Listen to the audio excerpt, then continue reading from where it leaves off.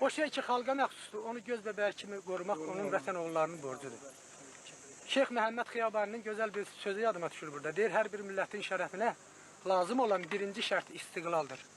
Yaşasın o millət ki, azadlığı diri saxladığı üçün yaşayır. Şərəfli həyat üçün maldan, puldan və candan keçmək lazımdır. Düzü, bu şərəfli yollarda bizim döyüşçü yoldaşlarımız çox tip, yararlarımız da pusat çoxdur. Ancaq bizi bu döyüşdə ruhlandıran, həmişə qələbəyə doğru addım attıran Zəlimxan Yaqubun bir şeiridir. Zəlimxan Yaqub yazır ki, qocaman palıtlar çox gözəl bilir. Hər şimşək bir dağın faciəsidir.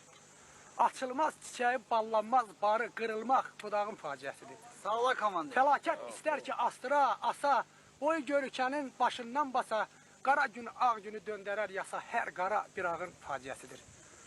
Durmaz qabağında tufanın, yelin, ağzında yem olar hər daşqın selin, şil olmaq adamın, qul olmaq elin, kül olmaq ocağın faciəsidir. Havalar soyuqdur, aralar sərin, güllələr qansızdır, yaralar dərin, qandal ayaqların, buxov əllərin, qıfıllar dodağın faciəsidir. Birinin yerinə beşi yoxdursa, gülləyə verməyə döşü yoxdursa, yolunda ölməyə kişi yoxdursa, vətənin torpağın faciəsidir.